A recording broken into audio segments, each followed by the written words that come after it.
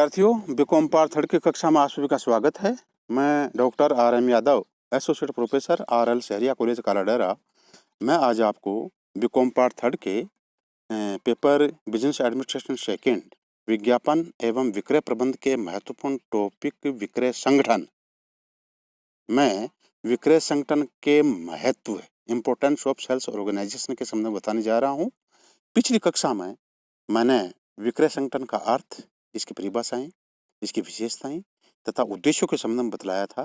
उसी श्रृंखला में, उसी कड़ी में मैं आज विक्रय संगठन का महत्व बताने जा रहा हूं।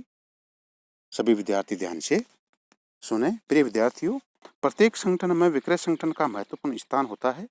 विक्रय संगठन का निर्माण करके संस्था के विक्रय विभाग के कार्यों को व्यवस्थित एवं क्रमबद्ध रूप दिया जा सकता है।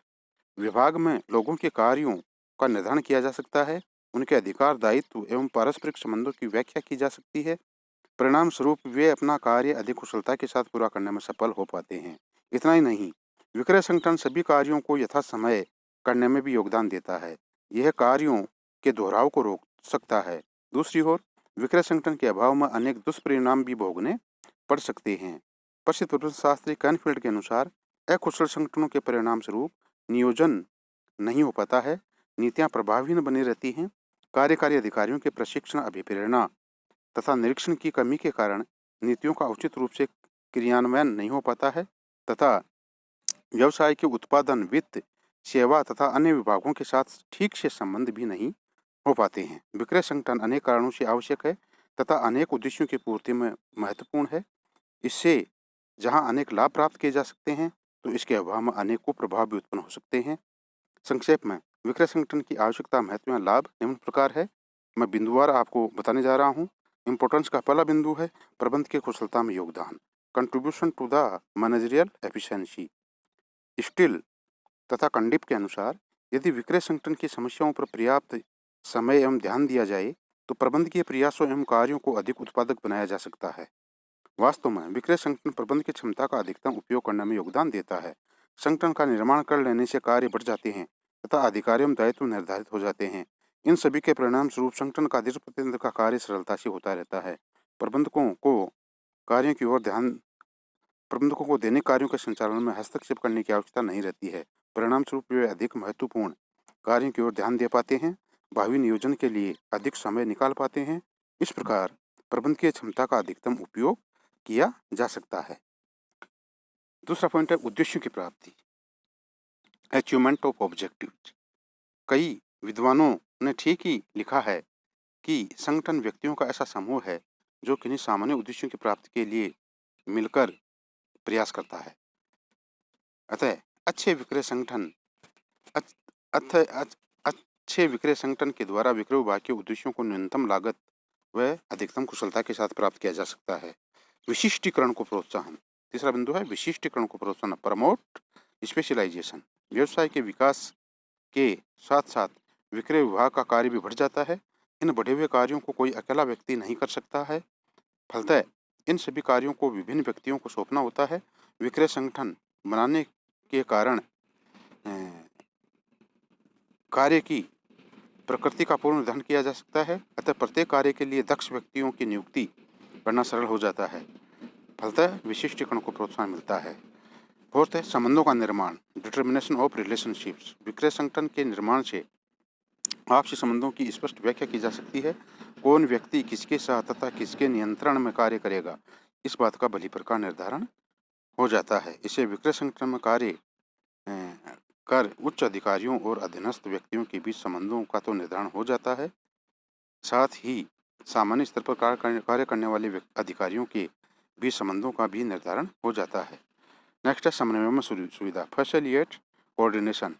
टोडसन ने ठीक ही लिखा है कि संगठन का उद्देश्य इच्छित परिणामों की प्राप्ति के लिए समूह के सदस्यों के प्रयासों में समन्वय स्थापित करना है। वास्तव में अच्छा विक्रय संगठन संपूर्ण विक्रय विभाग के कार्यों में समन्वय स्थापित करने में योगदान देता है। इससे विभिन्न विभागों, उप विभागों, कर्मचारियों, अधिकारियों आदि सभी के कार्यों में प्रभावपूर्ण समन्वय स्थापित किया जा सकता है।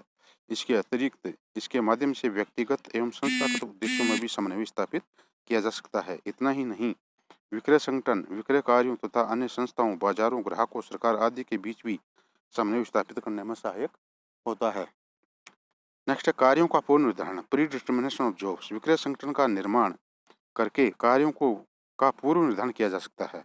विक्रय विभाग के प्रत्येक कर्मचारी तथा अधिकारी का कार्य पहले से ही निश्चित कर देने से यथा समय सुव्यवस्थित ढंग से कार्य किया जा सकता है। इससे तात्कालिक रूप से बिना सोचे समझे निर्णय लेने की प्रवृत्ति पर रोक लगती है, अतः निर्णय अधिक ठोस हो सकते हैं तथा कार्य दीर्घकालीन आवश्यकता के अनुसार पूरे किए जा सकते हैं। नेक्स्ट, अधिकार प्रत्यायोजन सुविधा, फैसिलिटेड डेलीगेशन ऑफ अथॉरिटी। विक्रय संगठन का निर्माण कर लेने से प्रत्येक व्यक्ति को अपने अधिकारों एवं अधीनस्थ की जानकारी हो जाती है, अतः प्रत्येक व्यक्ति अपने अधिकारों का आसानी से प्रत्यायोजन कर सकता है तथा अधीनस्थों को उनके कार्यों के लिए उत्तरदायी भी ठहरा सकता है। नेक्स्ट है सभी कार्यों पर पर्याप्त ध्यान, प्रॉपर अटेंशन टुवर्ड्स एक्टिविटीज। किसी भी संस्था के विस्तार के साथ साथ विक्रय कार्य एवं उपकार्य भी बढ़ जाते हैं, उनको भी यथा समय पूरा करना होता है। विक्रय संगठन का निर्माण करके प्रत्येक छोटे छोटे कार्य पर भी पर्याप्त ध्यान दिया जा सकता है, प्रत्येक कार्य को समय पर पूरा किया जा सकता है। नेक्स्ट है ग्राहकों के साथ संपर्क में सुविधा। यह हम सभी जानते हैं कि ज्यों ज्यों विक्रय कार्य बढ़ता है तथा कर्मचारी बढ़ते हैं त्यों त्यों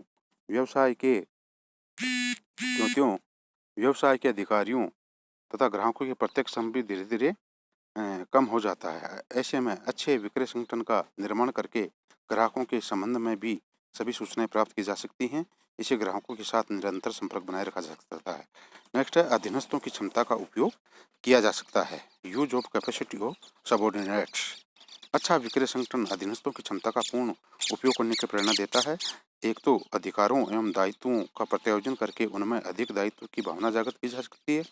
दूसरे, इससे उनकी कार्य क्षमता बढ़ती है। जब उनकी कार्य क्षमता बढ़ती है तो अधिकारी और अधिक अधिकारों का प्रत्यायोजन करते हैं। इससे अधीनस्थों की कार्य क्षमता का पूर्ण उपयोग किया जा सकता है। नेक्स्ट है विक्रय कार्य की सफलता में योगदान, contributes to the success of selling functions. विक्रय संगठन विक्रयकर्ता की सफलता के लिए बनाया जाता है। इस संगठन का निर्माण करके विक्रय कार्य के प्रत्येक पहलू पर ध्यान दिया जा सकता है। विक्रय कार्य में लगे प्रत्येक व्यक्ति की क्षमता एवं समय का सदुपयोग किया जा सकता है। फलतः विक्रय विभाग की सफलता में 4 चांद लग जाते हैं। इसी प्रकार जैसे नवीन विचारों एवं को लागू करने के लिए, नवाचारों को प्रोत्साहन देने के लिए, मनोबल निर्माण में सहायता प्रदान करने के लिए, निरीक्षण एवं नियंत्रण करने के लिए, विक्रय कर्मचारियों का, विक्रय अधिकारियों का निरीक्षण एवं नियंत्रण करने में भी विक्रय संगठन के माध्यम से सुविधा होती है। विक्रय संगठन के माध्यम से विक्रय कार्य के भ्रष्टाचार को समाप्त किया जा सकता है, कार्यों के दोहराव को रोका जा सकता है। ये सारे लाभ के बिंदु हैं जो विक्रय संगठन के माध्यम से प्राप्त किए जा सकते हैं। प्रिय विद्यार्थियों, आज मैंने आपको विक्रय संगठन के महत्व के बारे में विस्तार पूर्वक बतलाया।